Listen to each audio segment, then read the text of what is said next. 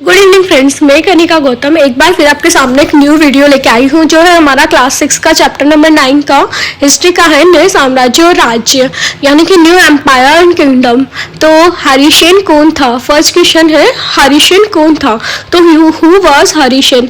तो समुद्रगुप्त के दरबार में जो मंत्री और कवि था वो हरिसेन था। एक मंत्री और कवि का जो नाम है वो हरिसेन है समुद्रगुप्त के दरबार में। He was a minister and poet in the court of Samudragupta. किस शासक को उनके सिक्कों में वीणा बजाते हुए दिखाया गया था? Which ruler was depicted playing Veena on his coins? तो समुद्रगुप्त को। विक्रम संवत का आरंभ कब और क्यों हुआ? फ्रेंड्स, ये जो क्वेश्चन है कि शासक को उनके सिक्कों में वीणा बजाते हुए बताया गया है, तो इसका आंसर समुद्रगुप्त है। ये मोस्ट इंपॉर्टेंट क्वेश्चन है और ये बहुत सारे गवर्नमेंट कॉम्पिटिशन में पूछा जाता है। नेक्स्ट है हमारा, विक्रम संवत का आरंभ कब और क्यों हुआ? When and why did Vikram Samvat begin? 58 ईसा पूर्व से प्रारंभ होने वाले विक्रम संवत को परंपरागत रूप से गुप्त राजा चंद्रगुप्त द्वितीय के नाम से जोड़ा गया और ऐसा कहा गया कि उन्होंने शकों पर विजय के प्रतीक के रूप में इस संबंध में इसकी स्थापना की। मतलब विक्रम संवत की इन्होंने शकों पर विजय प्राप्त कर ली थी, शकों को हराया था, तो विक्रमादित्य की उपाधि धारण की थी। तो फ्रेंड्स, ये जो हमारा है सबसे पहले इसके गुप्त वंश की स्थापना जो की थी वो इनके दादा चंद्रगुप्त ने की थी। उसके बाद उनका बेटा था समुद्रगुप्त और उनका जो बेटा था वो चंद्रगुप्त द्वितीय था जिसका नाम विक्रमादित्य है और उनकी राजधानी उज्जैनी थी। और ये सब हमें तो एक बहुत प्रतापी राजा था। समुद्रगुप्त के माता व पिता का नाम बताइए। तो what are the names of Samudragupta's mother and father? तो समुद्रगुप्त के माता का नाम था कुमार देवी जो कि लिच्छवी गण की थी और पिता का नाम चंद्रगुप्त था। गुप्त वंश के पहले शासक थे इनके पिता।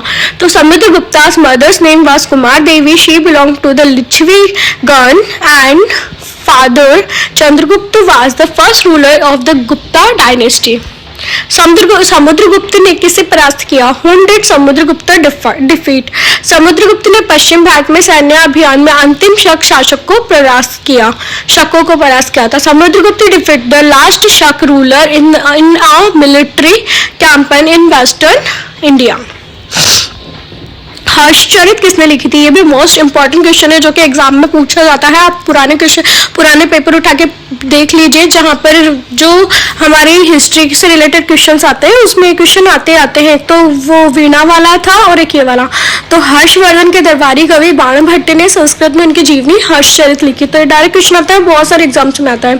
तो हर्षवर्धना's court poet बाणभट्टा wrote his biography हर्षचरिता इन संस्कृत। चीनी यात्री ह्वेनसांग किस राजा के समय में सर्वाधिक रहा? The Chinese traveller Hiuen Tsang lived in the most during the reign of which king? तो आंसर है हर्षवर्धन। हर्षवर्धन के विषय में बताइए। Tell me about Harshvardhan. Harsha अपने पिता के बड़े बेटे नहीं थे परंतु अपने पिता और बड़े भाई की मृत्यु के बाद में थानेसर के राजा बने। उनके बहनोई कन्नौज के शासक थे। जब बंगाल के शासक ने उन्हें मार डाला तो हर्ष ने कन्नौज को अपने अधीन कर लिया और बंगाल पर आक्रमण कर दिया। तो मतलब ये छोटे बेटे थे लेकिन पिता की भी मृत्यु हो गई और बड़े भाई की मृत्यु हो गई, उसके बाद ये राजा बने। Thanesar Harsh was not the eldest son of his father, but he became the king of Thanesar after the death of his father and elder brother. Her brother-in-law was the ruler of Kannauj. When the ruler of Bengal killed him, Harsha took over Kannauj and invaded Bengal. Harshvardhan की सेना को आगे बढ़ने से किसने रोका? Who stopped Harshvardhana's army from advancing? तो नर्मदा नदी को पार कर दक्कन की ओर हर्षवर्धन ने आगे बढ़ने की कोशिश की तो चालुक्य नरेश पुलकेशिन द्वितीय ने उन्हें रोक दिया। मतलब हर्षवर्धन जो कि इतना ज्यादा मतलब अच्छा था, राजा था, उसको भी किसने हराया? चालुक्य राजा पुलकेशिन द्वितीय ने हराया। When Harshavardhan tried to cross the Narmada river and advanced towards the Deccan, he was stopped by the Chalukya king Pulakeshin second. Pallava राजवंश का विस्तार कहाँ तक था? How far was the Pallava dynasty extended?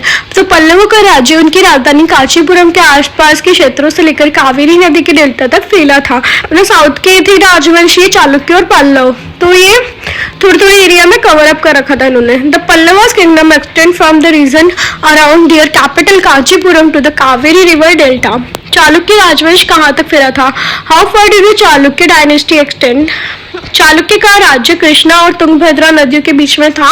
Chalukya की राजधानी ऐहोल थी। यह एक प्रमुख व्यापारिक केंद्र था तथा धीरे धीरे ये धार्मिक केंद्र बन गया, जहाँ कई मंदिर थे। पल्लव तथा चालुक्य एक दूसरे की सीमाओं पर अतिक्रमण करते थे। तो The Chalukya kingdom was situated between the Krishna and Tungabhadra rivers. The capital of Chalukya was Ahol. So it was a major trading center and gradually it became a religious center where there were many temples. The Pallavas and the Chalukya used to encroach upon. अब next है पुलकेशियन द्वितीय के विषय में बताइए, वे इतने प्रसिद्ध क्यों थे। तो tell us about Pulakeshin second and why he was so famous. Pulakeshin second सबसे प्रसिद्ध चालुक्य राजा थे। उनके दरबारी कवि का नाम रवि कीर्ति था। पुलकेशियन द्वितीय को अपने चाचा से राज्य मिला, तो ये एक अच्छी चीज़ है, इंपॉर्टेंट चीज़ है। Pulakeshin second was the most famous Chalukya king. इस court poet was Ravi Kirti. Pulakeshin second inherited the kingdom from his uncle. Pulakeshin द्वितीय ने किसे परास्त किया? हुम डिड पुलकेशियन सेकंड डिफीट। इन्होंने हर्ष को आगे बढ़ने से रोका तथा पुलकेशियन द्वितीय ने पल्लव राजा के ऊपर भी आक्रमण किया। तो मतलब इन्होंने हर्ष को भी आगे आने से रोका था और पुलकेशियन द्वितीय के पल्लव राजा को पे भी आक्रमण किया था, जिससे कांचीपुरम की दीवार के पीछे शरण लेनी पड़ी। तो डायरेक्ट क्वेश्चन भी बन सकता है कि किस राजा को, यानी कि कौन से वंश के राजा को कांचीपुरम की दीवार के पीछे शरण लेनी पड़ी। तो इसका आंसर है पल्लव।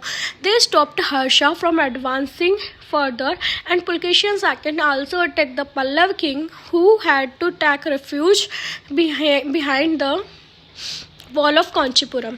इन राज्यों का प्रशासन कैसे चलता था? मतलब जो अब ये राज्य चल रहे थे जैसे चालुक्य, पल्लव और ये जो राज्य थे हर्षवर्धन के टाइम के, तो इनका प्रशासन कैसे चलता था? How was the administration of these states carried out.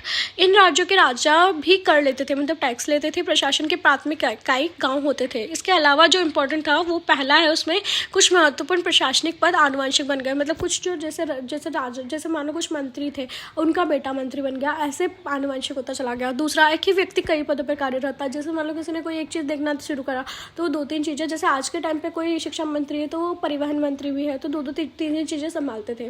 तीसरा, स्थानीय प्रशासन में मुख्य व्यक्तियों का बोलबाला था। इसमें नगर श्रेष्ठ यानी बैंकर, शहर का व्यापारी, सातवाह यानी व्यापार के काफिले का नेता, प्रथम कुलिक अर्थात मुख्य शिल्पकार तथा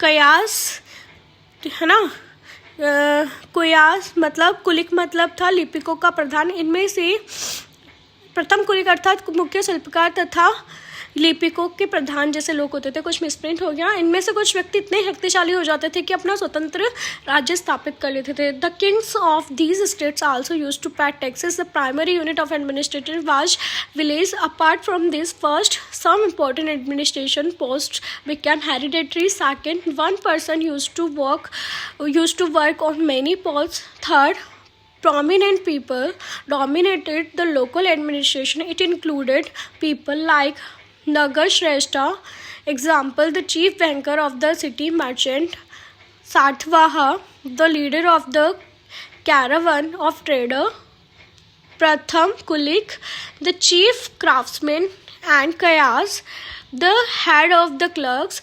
Some of these people used to become so powerful that they used to establish their own independent states. सामंत किसे कहते हैं? Who is called a feudal lord. तो राजाओं की वो युद्ध के लिए एक सेना की जरूरत होती थी। सेना का प्रमुख सेना नायक होता था। इन सेना नायकों को अब वेतन नहीं दिया जाता था, इसके बदले में कुछ भूमि दी जाती थी जिनसे वो कर वसूलते थे। तो इस तरह के व्यक्ति सामंत कहलाते थे। जहाँ कहीं भी शासक दुर्बल होते थे, ये सामंत स्वतंत्र होने की कोशिश करते थे। तो Kings needed an army so far and the head of the army was a general. These generals were not given regular salary. Instead, some were given land as donation who collected taxes from the given land. Such people were called feudal lords.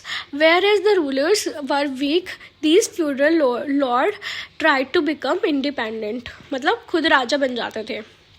दक्षिण के राज्यों की सभा किसे कहते हैं? तो what is सभा कॉल्ड इन साउदर्न स्टेट्स? तो ब्राह्मण भूस्वामियों के जो संगठन होता था उसको हम सभा कहते हैं। ये सभाएं इस चीज़ों का काम करती थी, जैसे सिंचाई का करनी, खेती बाड़ी के काम, सड़क निर्माण, इन चीज़ों की देखरेख करती थी। जिन इलाकों के भूस्वामी ब्राह्मण नहीं होते थे वहाँ ऊर नामक ग्राम सभा होने की बात कही गई है। The organization of Brahmin landowners is called Sabha. These Sabhas, through subcommittees, used to do various works related to irrigation, agriculture, road construction, maintenance of local temples, etc. in the areas where the landowners were not Brahmins. It is said that there used to be a village assembly called Ur. नगरम किसे कहते हैं? What is called nagaram? तो व्यापारियों के एक संगठन को नगरम कहते हैं. An organization of traders is called nagaram. इसके बाद है अभिज्ञान शकुंतलम नाटक किसने लिखा? तो ये लिखा हु रोट द प्ले अभिज्ञान शकुंतलम? तो कालिदास ने संस्कृत भाषा में ये लिखा. ठीक है. इसकी बात है चीनी यात्री फाशियन ने किस ओर ध्यान आकर्षित किया था? What did the Chinese traveller Faxian draw attention to? तो इन्होंने बताया कि शक्तिशाली लोग नीची जाति वाले लोगों को, जो डाउन कास्ट वाले लोगों को अछूत मानते थे, तो इस पर इन्होंने ध्यान दिया. तो he told that powerful people considered people of lower caste is untouchable. तो ये चीज़ तो हमारे टाइम पे भी काफ़ी ज़्यादा थी. तो फ्रेंड्स अगर आपको मेरा ये वीडियो अच्छा लगता है तो प्लीज़ इसे लाइक शेयर एंड सब्सक्राइब जरूर कीजिए एंड बेल आइकन को जरूर दबाइए जैसे ही ये वीडियो आता है, ताकि आप लोगों के तक सबसे पहले पहुँचे. और ये जो है आपका NCERT का जितने भी GK के क्वेश्चन बनते हैं कॉम्पिटिशन में, वो सब कवर करवाने की गारंटी मेरी है. सो फ्रेंड्स प्लीज़ आपको पसंद आता है please like share and subscribe जरूर कीजिए.